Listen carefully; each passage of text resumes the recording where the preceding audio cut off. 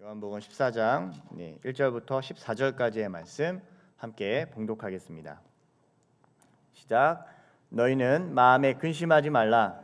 하나님을 믿으니 또 나를 믿으라. 내 아버지 집에 거할 곳이 많도다. 그렇지 않으면 너희에게 일렀으리라. 내가 너희를 위하여 거처를 예비하러 가노니 가서 너희를 위하여 거처를 예비하면 내가 다시 와서 너희를 내게로 영접하여 나 있는 곳에 너희도 있게 하리라. 내가 어디로 가든지 그 길을 너희가 아느니라. 도마가 이르되 주여 주께서 어디로 가시는지 우리가 알지 못하거늘 그 길을 어찌 알겠사옵나이까.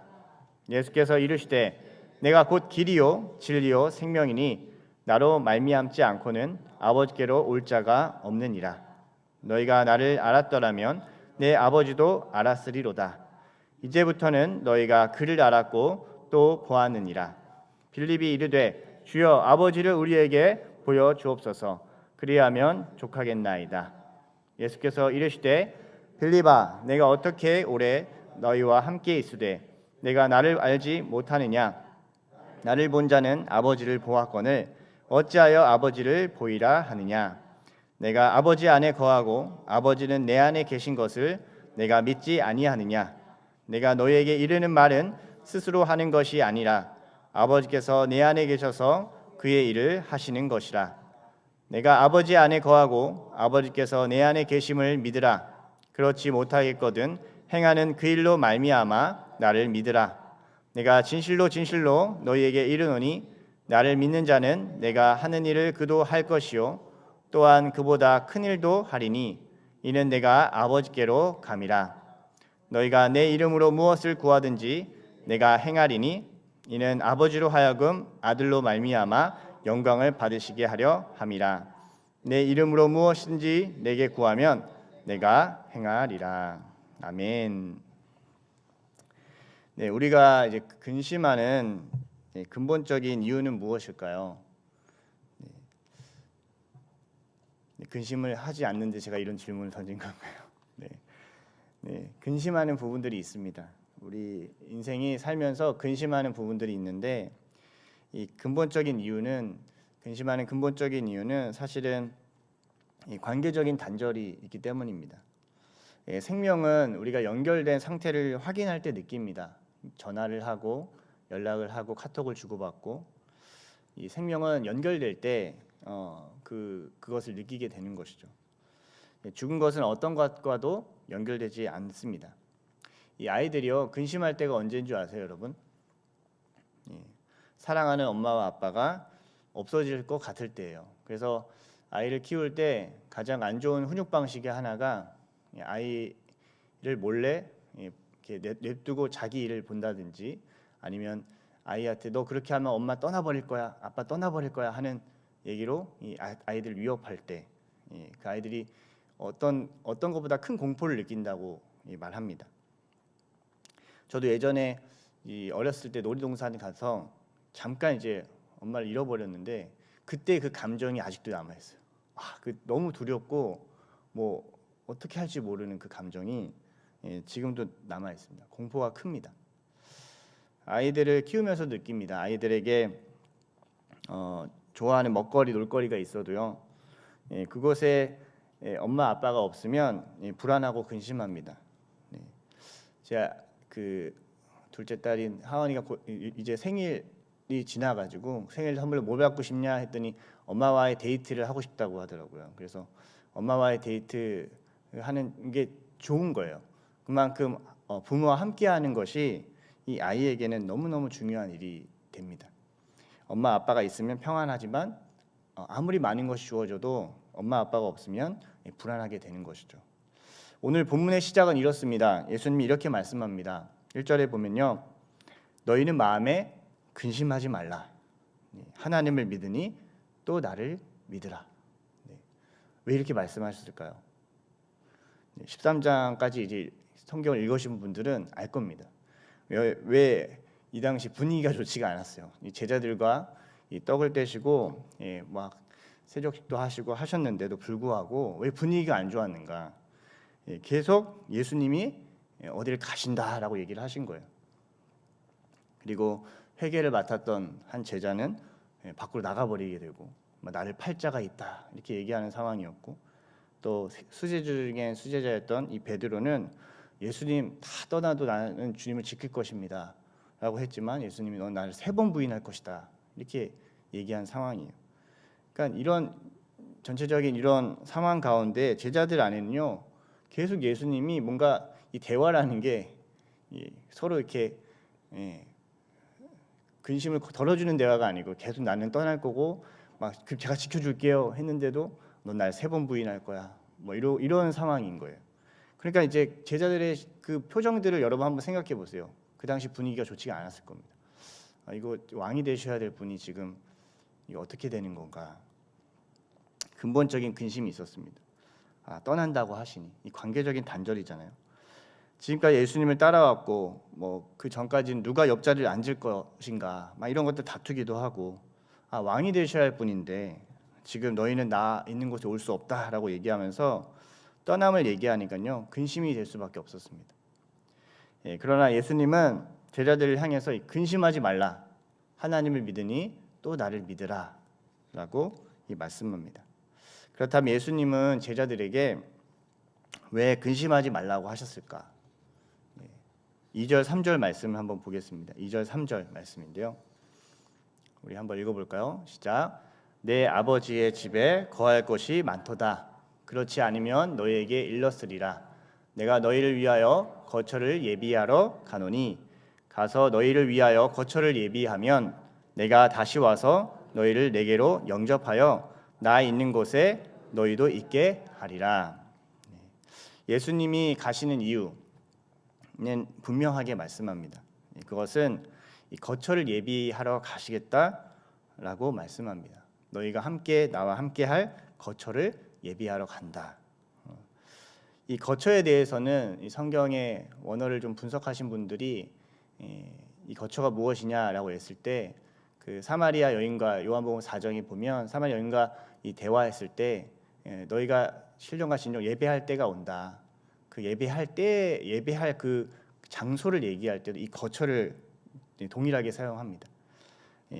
예수님과 함께할 수 있는 그곳, 그것이 하나님을 정말로 진실하게 예배할 수 있는 그곳을 내가 마련할 것이다라고 말씀하시는 겁니다. 궁극적으로 너희와 나는 함께하게 될 것이다. 너 나 떠난다고 너희들 불안해하느냐? 아니다. 내가 너와 함께할 것이다라고 말씀하시는 거예요. 이 아버지의 집을 또 얘기합니다. 아버지의 집은 많은 전통적인 학자의 해석으로는 이 하늘을 가리킵니다. 우리가 이제 아버지의 집에 나 돌아갑니다. 이제 그런 생각을 하잖아요. 우리가 이제 죽음을 앞두고. 근데 이게 궁극적으로는 이 하늘을 가리켜서 얘기하기도 합니다. 그러나요, 이 부분에 대해서 또 다른 부분에 대한 해석이 있습니다. 제가 오늘 본문에는 이제 그 인용 구조는 드리지 않았지만 요한복음 2장 16절에 이렇게 말씀합니다. 2장 16절에 제가 읽어드릴게요. 비둘기 파는 사람들에게 이르시되 이것을 여기서 가져가라. 내 아버지의 집으로 장사하는 집을 만들지 말라 하시니 17절 이어서 제자들이 성경 말씀의 주의전을 사모하는 열심히 날 삼키리라 한 것을 기억하더라. 18절 이에 유대인들이 대답하여 예수께 말하기를 내가 이런 일을 행하니 무슨 표적을 우리에게 보이겠느냐. 19절에 예수께서 대답하여 이르시되 너희가 이 성전을 헐라 내가 사흘 동안에 일으키리라.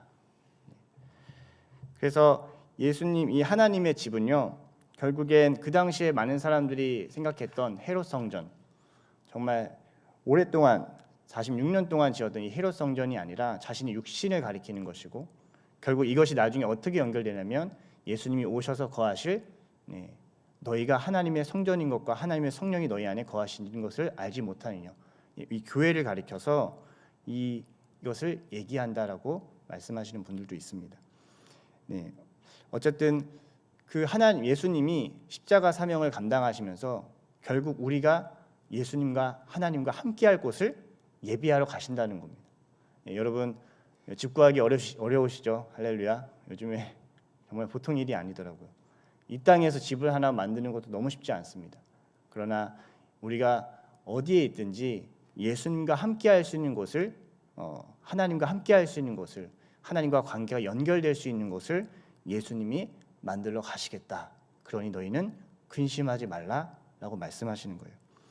유대인의 결혼 문화를 아시는 분들은 또 이해하시는 부분들이 있습니다. 정혼을 하고 신랑이 신부와 함께 거처를 마련해서 아버지의 집에 가서 거처를 마련하면 신부를 데려옵니다. 마치 이 결혼의 의식과 같이 예수님은 자신이 감당해야 될 십자가 그 죽음을 통과하여서 하나님 우리와 함께할 수 있는 그 거하실 그 십자가를 통해 통과해서 우리와 함께하길 원하시는 거예요. 왜냐하면 죄가 있으면 우리가 하나님 앞에 나아갈 수 없기 때문입니다. 그래서 그 죄의 문제를 이제 해결하시기 위해서 십자가를 향해 갑니다. 그래서 다시 오십니다. 이 다시 오신다는 것에 대해서도 여러 해석이 있지만 재림이다 이렇게 하지만 여기 요한복음에 1차적으로 제가 봤을 때는 성령을 가리켜서 1차적으로 말씀하신다는 것을 알 수 있습니다. 요한복음 14장 16절 이게 이제 내일 본문인데요. 이어서 보면요 이렇게 말씀합니다. 요한복음 14장 16절에 내가 아버지께 구하겠으니 그가 또 다른 보혜사를 너희에게 주사 영원토록 너희와 함께 있게 하리니. 곧 다시 오실 분 내가 다시 너희에게 올 것인데 이것은 보혜사 성령이다라고 말씀합니다. 너희와 함께 할 것이다 라고 말씀해 주십니다. 그리고 4절에 보면 내가 어디로 가는지 그 길을 너희가 안다라고 말씀합니다. 근데 사실 그 당시에 제자들의 질문을 보면요 전혀 모르는 것 같습니다. 예수님이 이들이 알 것이라고 얘기하는 것도요. 근데 궁극적으로는 보혜사 성령을 가리켜서 얘기합니다. 왜냐하면 요한복음 14장 26절에 이렇게 말씀하는데요. 한번 같이 읽어볼까요? 네, 한번 읽어보겠습니다. 시작. 보혜사 곧 아버지께서 내 이름으로 보내실 성령 그가 너희에게 모든 것을 가르치고 내가 너희에게 말한 모든 것을 생각나게 하리라. 네, 이들이요 다 예수님을 만지고 알고 다 느꼈어요. 그런데 이게 언제 깨달아지냐면 성령님이 임할 때 그때 깨달아지는 거예요. 육신의 눈으로 보면요 결코 이해하고 깨달을 수 없습니다.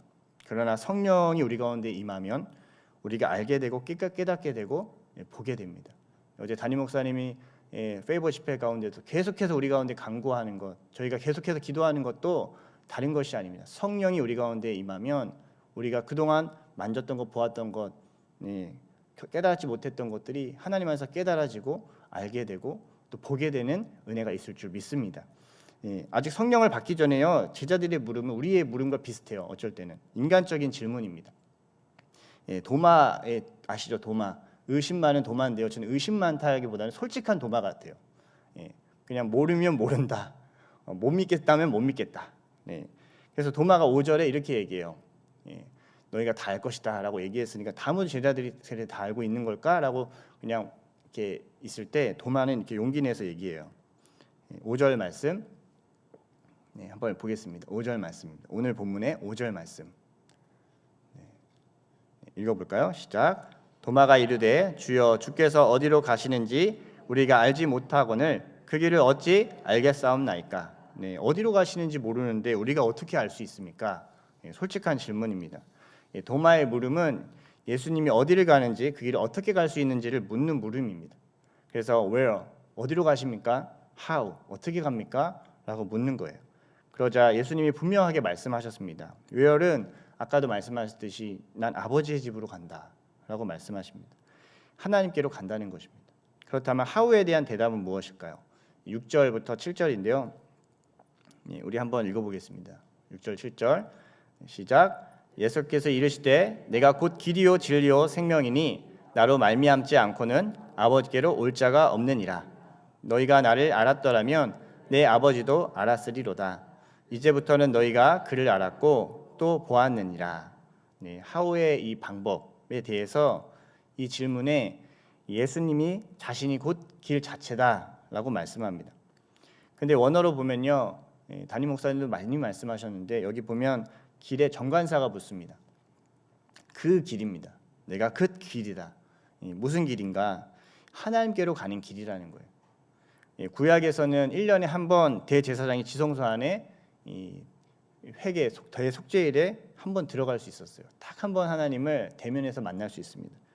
근데 이제 레위기 16장에 보면 갈 때요 피 속죄 제물이 필요하고요.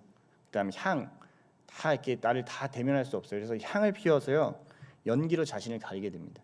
그리고 거룩한 의복과 정결 의식을 통해서만 오직 하나님이 정해준 방식으로만 그 1년에 한 번 그 대제사장만 나갈 수 있었어요. 그런데 예수님이요 십자가에 죽으실 때 어떤 일이 일어났나요? 마태복음 21장 51절에 이렇게 말씀합니다. 마태복음 21장 51절 한번 띄워주실 수 있나요? 제가 이거 안 드렸나 보네요. 제가 읽을까요? 자, 한번 읽어보겠습니다. 마태복음 21장 51절. 이에 성소 휘장이 위로부터 아래까지 찢어져 둘이 되고 땅이 진동하며 바위가 터지고. 마태복음 21장 51절이 없나 제가 잘못 그러면 본문을 드린 것 같아요. 어쨌든 이 말씀이 있습니다. 성소 휘장이 위에서부터 아래까지 찢어지는 것, 이것이 땅이 진동하고 바위가 터졌던 예수님이 십자가에 달리셨을 때 이 지성소의 길이 열리게 됩니다. 이제는 누구든지 언제든지 예수님을 의지해서 하나님께 나아갈 수 있게 됩니다. 예수님은 그래서 제자들에게 자신이 길 자체다라고 말씀합니다. 히브리서 27장이었네요. 죄송합니다. 27장 51절. 히브리서 10장 19절에서 20절에도요. 그래서 이렇게 말씀합니다. 그러므로 형제들아 우리가 예수의 피를 힘입어 성소에 들어갈 담력을 얻었나니 그 길은 우리를 위하여 휘장 가운데 열어놓으신 새로운 살 길이요 휘장은 곧 그의 육체니라. 그의 육체가 완전히 찢어짐으로 우리가 예수의 피를 힘입어 담대하게 하나님께 나아갈 수 있는 능력을 얻은 것입니다. 인간은 하나님을 사실 감히 만날 수 없습니다. 죄인이기 때문에 죄를 가지고서는 하나님을 볼 수도 없고 하나님 앞에 서게 되면 죄인이면 바로 죽습니다. 그러나 우리가 깨끗하게 아무리 한다고 해도요 깨끗해질 수가 없고요. 아무리 엄청난 노력을 한다고 해도요 하나님의 경지에 이를 수도 없습니다. 그러나 예수님을 믿음으로 또 그 예수님을 만나는 그 은혜로 말미암아 우리는 이제 하나님을 감히 인식할 수 있고 하나님의 음성을 듣게 될 수 있습니다. 다양한 길로 열어두지 않으셨고 유일한 길, 예수님 오직 유일한 길로 우리를 열어주셨습니다. 예수님이 자신이 길이라고 말씀하십니다. 나를 보면 아버지를 보았다라고 말씀하셨습니다. 저도 그런 생각을 해봤어요. 왜 다양한 길을 주시지 않았을까? 다양한 길을 주셨으면 더 많은 사람들이 구원을 받을 수 있었을 텐데, 근데 하나님은 우리 가운데 많은 문을 열어서 헷갈리게 하신 게 아니고 분명한 문을 열어서 우리 가운데 1차적으로 하나님을 만날 수 있는 유일한 통로를 주신 거라고 생각합니다. 오직 예수님을 통해서만 우리가 하나님께 나아갈 수 있고 하나님의 음성을 들을 수 있게 됩니다. 영접하는 자, 곧 그 이름 믿는 자에게는 하나님의 자녀가 되는 권세를 주신다고 말씀하십니다. 우리가 이곳에 와서 기도할 수 있는 이 감격은요 너무 큰 것입니다. 예수 그리스도의 이름으로 담대하게 주님 앞에 나아갔을 때 이 땅에 있는 세속적인 생각과 AI의 지식들을 얻는 것이 아니라요 하늘의 하나님의 음성을 듣는 시간이 우리 가운데 열리게 될 줄 믿습니다. 그 하나님을 만나셔야 돼요. 그냥 종교 생활하면요 아무리 오랫동안 내가 교회를 다녀도요 그냥 똑같습니다. 그러나 내가 진짜 진심으로 진정으로 예수 그리스도에 의지하여 주님 하나님 나를 지으시고 이 천지 만물을 만드신 모든 지혜의 근본이시고 영광이신 하나님을 내가 마주하고 만나게 되면요 우리의 삶에 진정한 변화가 나타나게 될 줄 믿습니다. 그 예수님을 힘입어 오늘도 담대하게 하나님 앞에 나아가는 우리 모두가 되시기를 축복합니다. 아멘. 그러자 다른 제자 이 빌립이요 또 다른 질문을 합니다. 이 빌립이 이렇게 얘기해요. 8절에 보면요. 우리 8절 말씀 한번 보겠습니다. 8절 말씀 읽어볼까요? 시작. 빌립이 이르되 주여 아버지를 우리에게 보여 주옵소서. 그리하면 족하겠나이다. 예수님께서 아버지 집에 가겠다. 아버지 나를 본 자는 아버지를 본 자다라고 얘기하니까요. 빌립은요 아버지를 보여달라고 얘기합니다. 빌립은 예수님을 알면 아버지 하나님을 알았을 것이라고 예수님이 말씀을 하셨지만 이 아버지를 보여달라고 얘기합니다. 왜냐하면 이 빌립도 특징이 있어요. 오병이어 이 사건 아시죠? 오병이어 사건 때 200데나리온을 계산했던 이 제자가 바로 그 빌립이었어요. 어떻게 이 사람들을 먹일 수 있겠느냐라고, 어디서 이 사람을 먹일 수 있겠느냐라는 질문에요. 이 빌립은요, 이제 보이는 걸 빨리 계산합니다. 그래서 200데나리온 표현을 합니다라고 예수님께 말했던 제자였어요. 그러자 예수님이 이 빌립의 질문에 이렇게 답하십니다. 9절부터 14절인데요. 네, 우리 오늘 본문의 마지막 부분인데 한번 읽어보겠습니다. 네, 시작. 예수께서 이르시되 빌립아, 내가 이렇게 오래 너희와 함께 있으되 내가 나를 알지 못하느냐? 나를 본 자는 아버지를 보았거늘 어찌하여 아버지를 보이라 하느냐? 내가 아버지 안에 거하고 아버지는 내 안에 계신 것을 내가 믿지 아니하느냐? 내가 너희에게 이르는 말은 스스로 하는 것이 아니라 아버지께서 내 안에 계셔서 그의 일을 하시는 것이라. 내가 아버지 안에 거하고 아버지께서 내 안에 계심을 믿으라. 그렇지 못하였거든 행하는 그 일로 말미암아 나를 믿으라. 내가 진실로 진실로 너희에게 이르노니 나를 믿는 자는 내가 하는 일을 그도 할 것이요 또한 그보다 큰 일도 하리니 이는 내가 아버지께로 감이라. 너희가 내 이름으로 무엇을 구하든지 내가 행하리니 이는 아버지로 하여금 아들로 말미암아 영광을 받으시게 하려 함이라. 내 이름으로 무엇인지 내게 구하면 내가 행하리라. 네. 이 빌립이 오병이어 사건이 예수님한테 예수님이 질문을 이렇게 하십니다. 아까도 말씀드렸듯이 요한복음 6장 5절에 보면요, 예수께서 눈을 들어 큰 무리가 자기에게로 오는 것을 보시고 빌립에게 이르시되 우리가 어디서 떡을 사서 이 사람을 먹이겠느냐? 어디서란 얘기를 합니다. 어디서를 얘기했는데요. 빌립은 200데나리온이 필요합니다라고 얘기합니다. 근데 이 답이요, 제가 지난번에 설교했을 때 말씀드렸듯이 요한복음 6장 68절에 시몬 베드로가 대답을 합니다. 시몬 베드로가 어떻게 대답하냐면 어디서 떡을 먹이겠느냐 했을 때 시몬 베드로가 6장 68절 이렇게 말씀합니다. 요한복음 6장 68절에 영생의 말씀이 주께 있사오니 우리가 누구에게로 가오리이까? 이 사람들 어디서 먹일 수 있겠습니까? 영생의 말씀이 주께 있습니다. 빌립은 보여지는 이 땅의 해결책을 계속 찾았습니다. 보이는 하나님 아버지를 또 찾았습니다. 그러나 예수님을 만나는 것 자체가 길입니다. 예수님을 만나면서도요, 길을 찾고 아버지를 찾는 것은요, 너무너무 어리석은 일입니다. 우리는 누구와 함께 하고 싶어서 결혼도 합니다. 결혼을 하는 게 가장 좋은 거예요. 그 사람과 함께 할 수 있는. 그러나 유한한 인생에 담긴 이 함께함은요, 헤어지는 자리가 나타나는 필연적인 현실이 우리 가운데 기다리고 있어서 우리는 그것에 대한 근본적인 고통과 근심이 있습니다.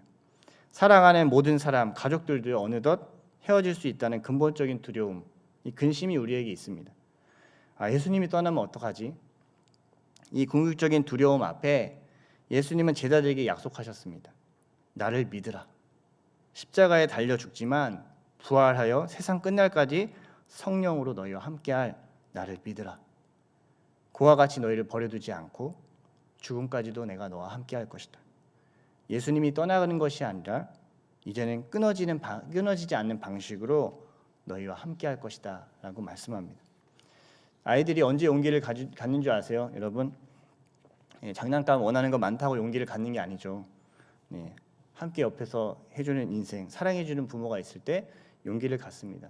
저도 어머니가 막 그런 얘기 하실 때가 있어요. 제가 어렸을 때 이렇게 막 이런 거 이렇게 막 올라가는 거 있잖아요. 막 무서운 건데 올라가는 거 사다리 같은데, 그럼 이제 옆에서 이렇게 떨어지면 받을 준비를 이렇게 하신대요.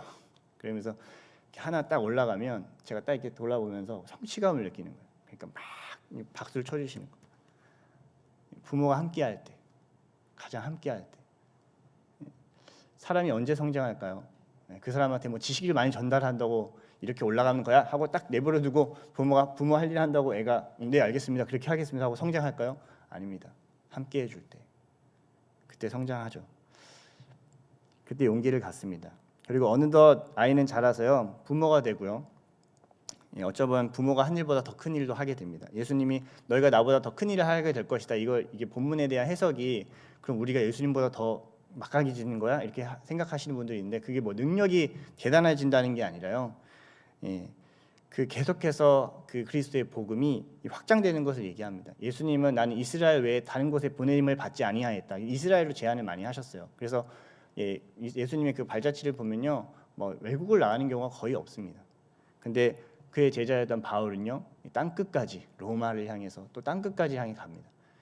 그 웨슬리는요 또 미국까지 열방을 향해서 이렇게 나아갑니다. 지금은요 더하죠.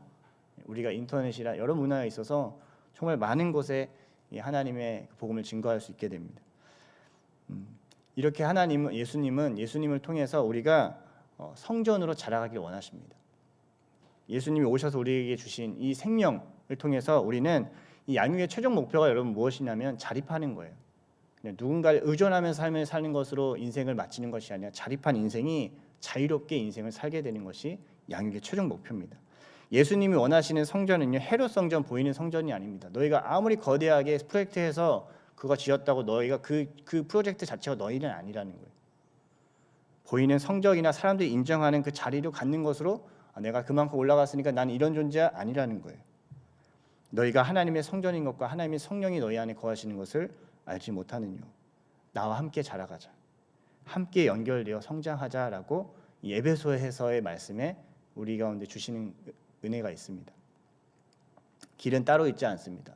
여러분 영원히 성장하시기를 축복합니다. 아멘.